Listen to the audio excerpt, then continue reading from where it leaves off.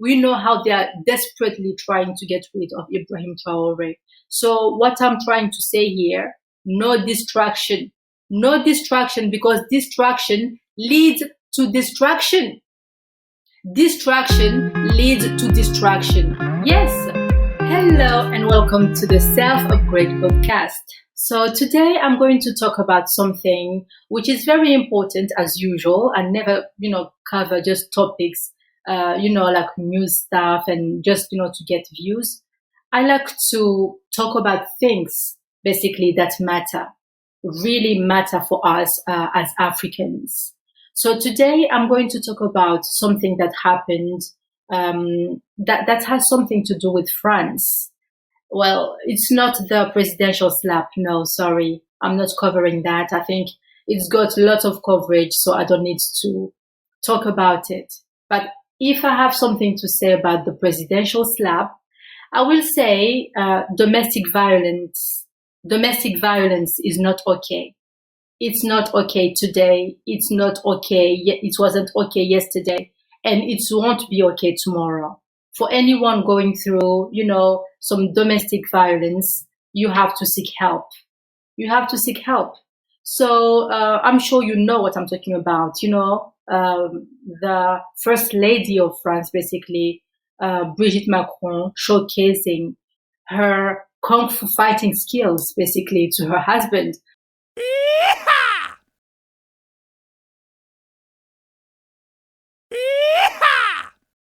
But anyway, enough talking about that.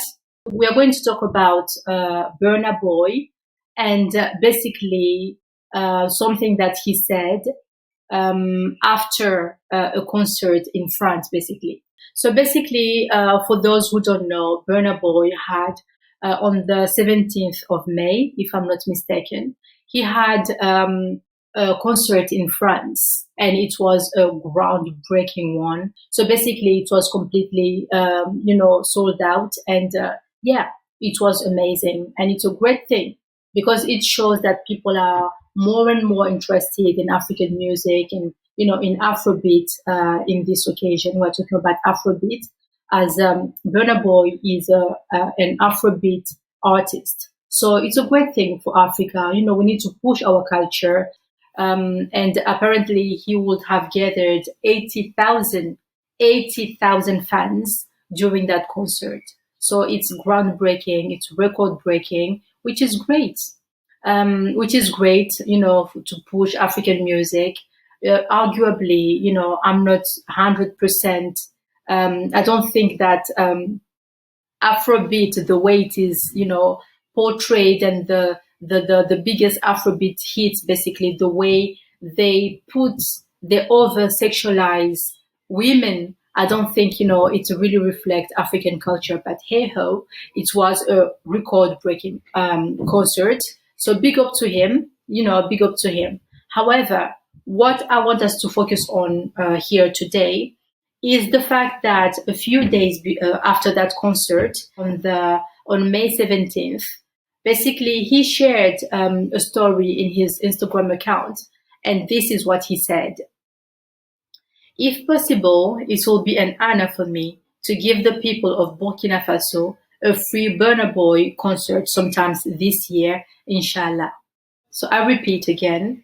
If possible, it will be an honor for me to give the people of Burkina Faso a free Burna Boy concert sometime this year, inshallah.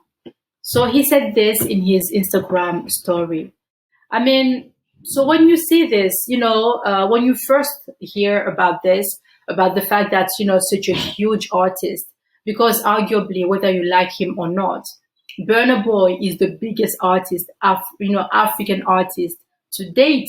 And I will even go further by saying that he is one of the biggest artists, African artists ever lived, And, it's not a bad thing. Once again, I'm not here to criticize Burna Boy. I don't hate him. On the contrary, au contraire, I think he's a great artist. I like, most of his songs, not all of them, but most of his songs.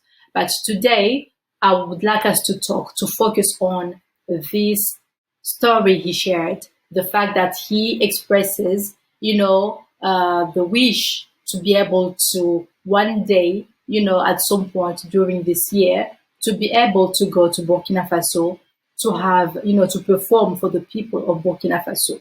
Because according to what he said afterwards, he said that, the people of Burkina Faso have been, I'm paraphrasing, have been through a lot.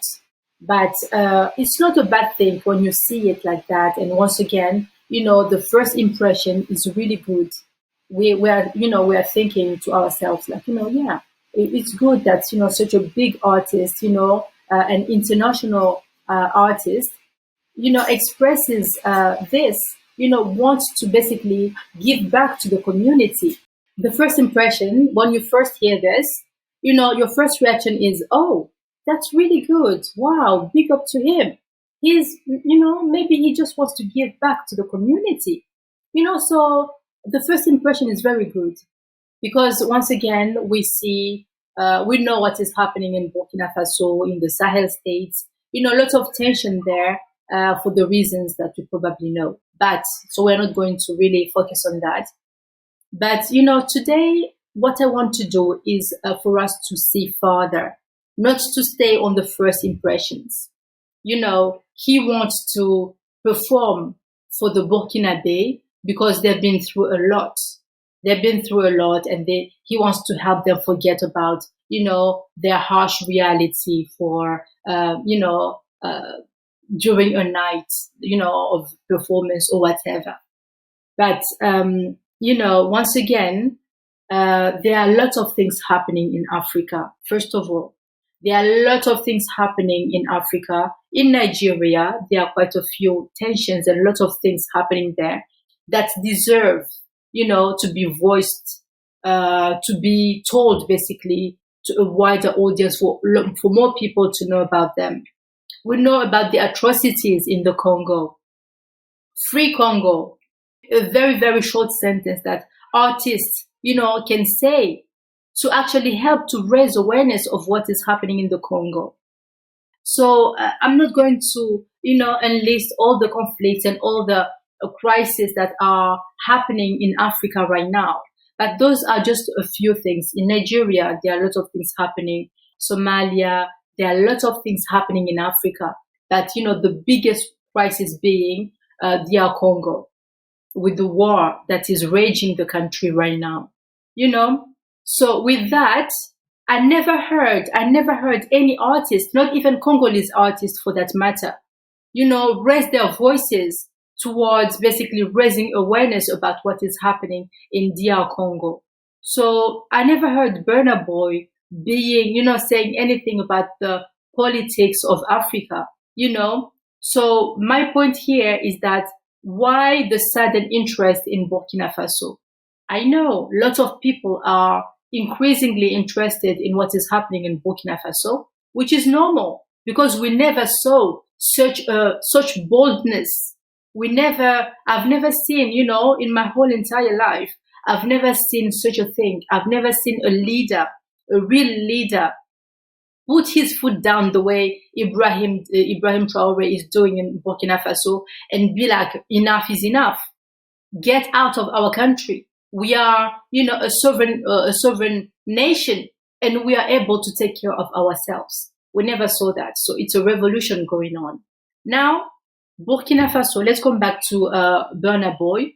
Who wants to go and perform in Burkina Faso? Just visualize for a minute, a Burna Boy concert, a free Burna Boy concert in Burkina Faso. What does that mean? It means that all the Burkinabe obviously will go to attend the concert, and also the neighboring countries, people in the neighboring countries will also show up for the concert. So how is the Burkinabe government going to manage that? And also, just, try to think about the potential dangers that can be there. The media from all over the world going into Burkina Faso to cover the concerts. God knows who they can bring with them.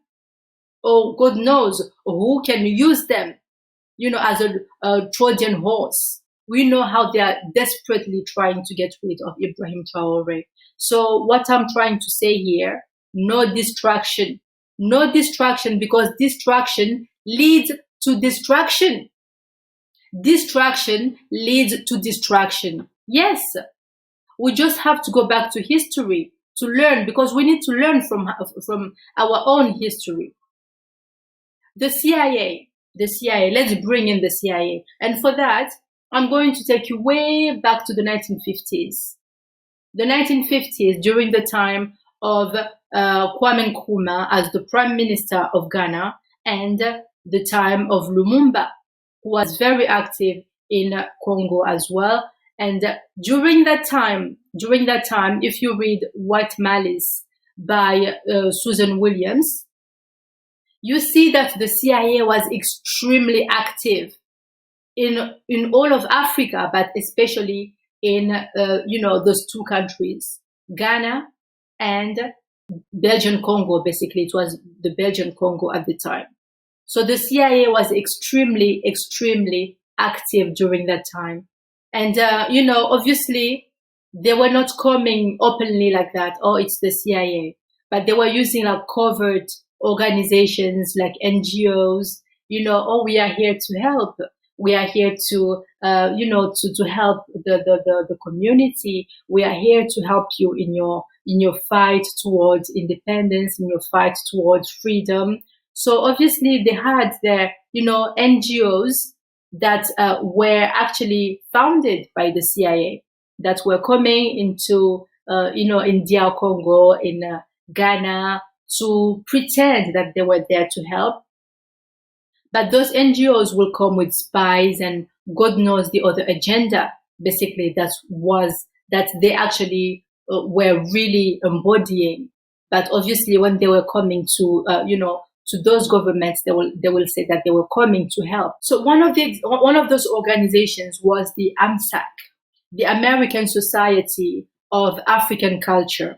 And basically, according to how they presented themselves, the AMSAC was an organization that meant to basically expose African Americans to the African culture.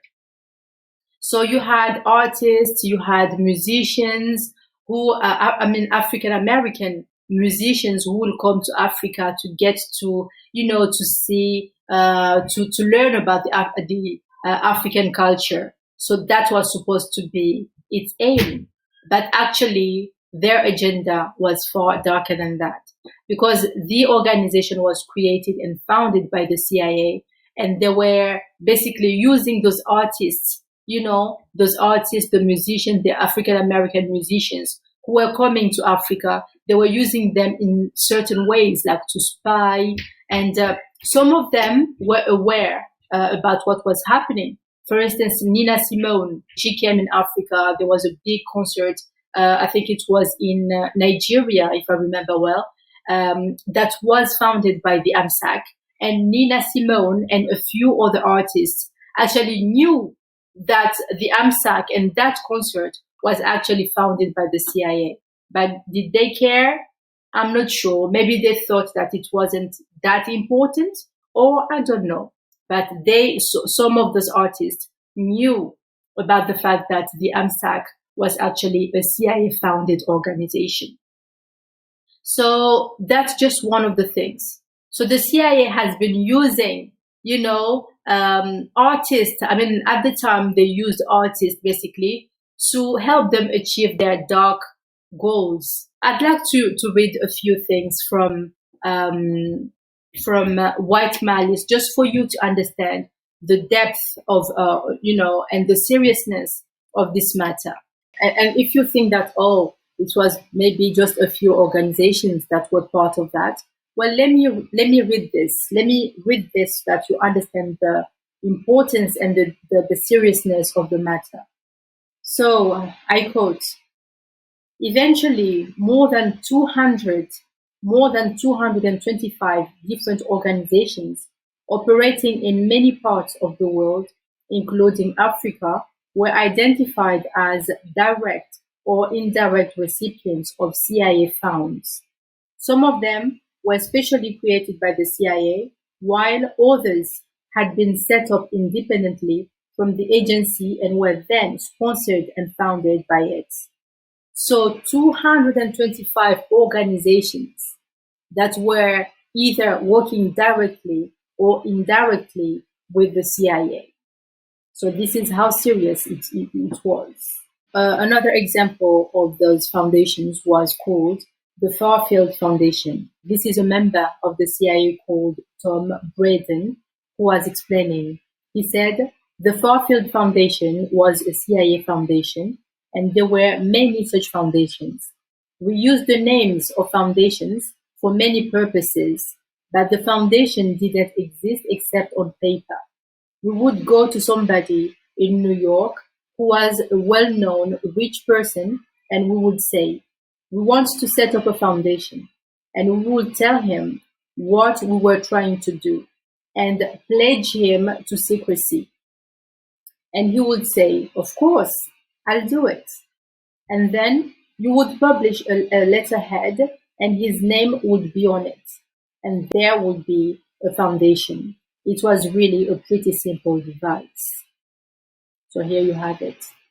Foundations, created by the CIA to basically, spy or achieve any other dark, objectives.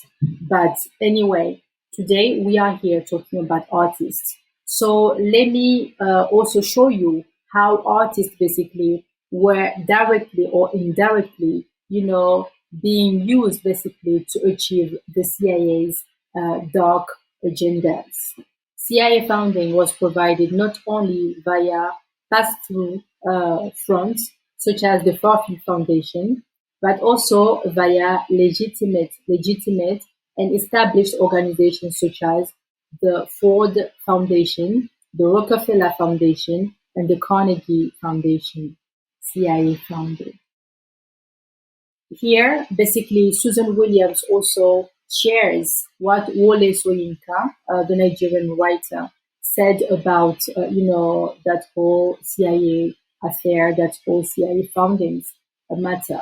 So Suzanne Williams said, Wole Soyinka, Nigerian writer and future Nobel laureate, was shocked to learn in 1967 that the CCF was a CIA front and that he had unknowingly received some funds from America's Foreign Intelligence Service. He was bitterly disappointed in Melvin Lasky, one of the intellectual leaders of the CCF and the editor of Encounter, who did not deny direct knowledge of the agency's involvement. Soon enough, we would discover that we had been dining, and with relish, with the original of that serpentine incarnation, the devil himself, romping in our post-colonial Garden of Eden and gorging on the fruits of the tree of knowledge. This is beautifully said. But once again, here you see basically, Wole Soyinka, a very respectable and respected Nigerian African writer, who was basically indirectly founded by the CIA. So, these people basically don't spend money just for the sake of it. There have to be an agenda behind. There have to be a reason for them basically to pay people, whether it's to use those people to spy or to use those people basically to push their agenda without the people even understanding what is happening. So, we basically, I'm reading this because I just want us to be careful. Something that may be very innocent and look actually very nice can hide a very dark, agenda behind. So we need to be careful and learn from our history, learn from the mistakes that, we have done, basically our ancestors have done in the past, which led us to where we are today. And Thomas Sankara said it so beautifully. He said that imperialism is a bad student. Basically, you reject it, and it will come back to you. With exactly the same tactics, the same methodology. They never change. They just switch. If they were using, an organization to come to you. They are not going to use that same organization anymore. They are going to find another organization. And like I was saying, they've been using artists. Nina Simone, the great Nina Simone, basically, was founded by the CIA. What was she doing for them? God knows. God knows. Basically, she was getting founded by the CIA, and she's not the only one, by the way. Many artists were used that way. African American artists, especially, were used through the cover of the AMSAC, the American Society of African Culture. They were brought, to promote or to learn about the African culture, and then, with that, America, basically the CIA was bringing in basically their agenda. They were achieving their goals without anyone actually knowing what was happening. And I would like to read this last paragraph before we move on, because it is very important for us to understand that, it was basically the CIA was founding, they were bringing lots of money. They had lots of money. Basically, they were coming in Africa with wallets and suitcases filled with money, basically to seek to corrupt, to bribe people, to push people into doing things against their own government, against their own brothers and sisters. So I'd like to read this sentence here. And once again, this is from White Malice by Suzanne Williams. And this is a book that I highly recommend. And I even had our brother Coco Matata, who is a Pan-Africanist, one of the people that I respect, in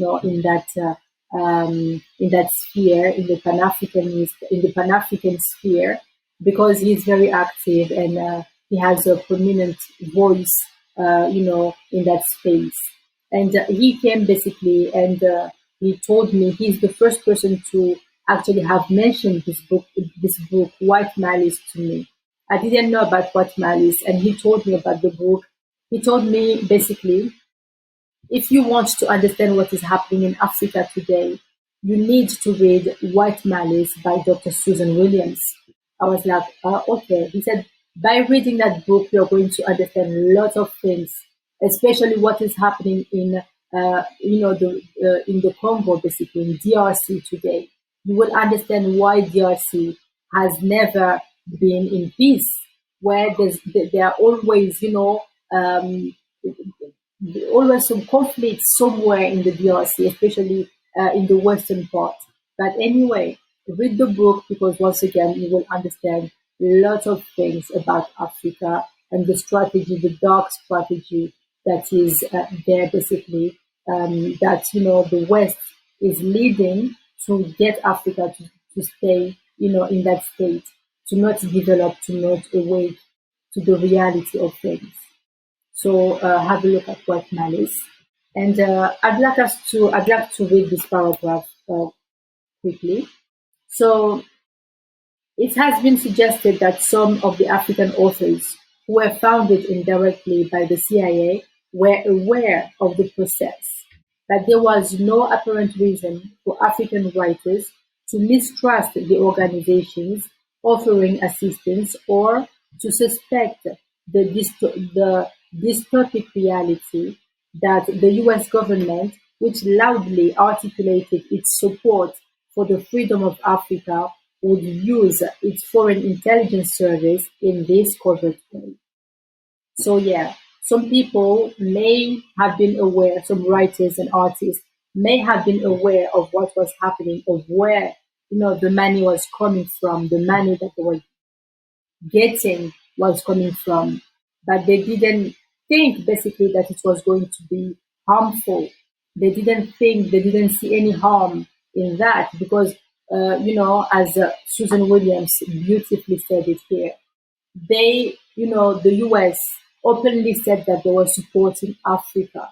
They were supporting the African countries, to free themselves, to get their independence. So, I guess during the time, people didn't know what was happening. behind closed doors when it comes to the strategy that the West was actually, developing towards basically getting rid of leaders such as Kwame Nkrumah, who is the father of Pan-Africanism, if not one of them, and obviously Lumumba. We know what happens to them today, and we know that the CIA's involvement in what happened is undeniable. So, we just need to be careful.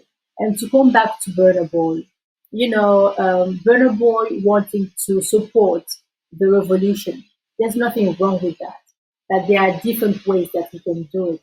As an artist, we need more artists. We need actually artists who have that reach, that voice that reaches, international audience to actually open their mouths and say what is happening in Africa. Free Congo, for instance. And Burna Boy, if he really wants to support Ibrahim Traore, I'm sure that you came across, those videos that claim that, they are AI generated. Obviously, that they are all AI generated. But sometimes you'll see, this, like big artists singing for Ibrahim Traore. How about making that a real thing? How about having, such a big artist such as Burna Boy singing about Ibrahim Traore? What an impact would that have? It will have a big impact. It will just show that our generation, has had enough. We want change. We want change. And Ibrahim Traore, for us, embodies that change. He is the change. He is our hope. And we support him 100%. Our generation, at least, does. And someone like Burna Boy saying something like that, or just singing for Ibrahim Traore, that, will be enough to show his support. He doesn't need to go there. Because once again, what we need to do now when it comes to Burkina Faso, when it comes to the Sahel states, is to remain focused. We need to stay focused. We don't need distraction. We don't need entertainment. We need to remain focused and know why this is happening. This is a revolution that is there, that is happening for a reason. We want to free ourselves from oppression. And there's no place for distraction. There's no place for distraction. There's no place for entertainment.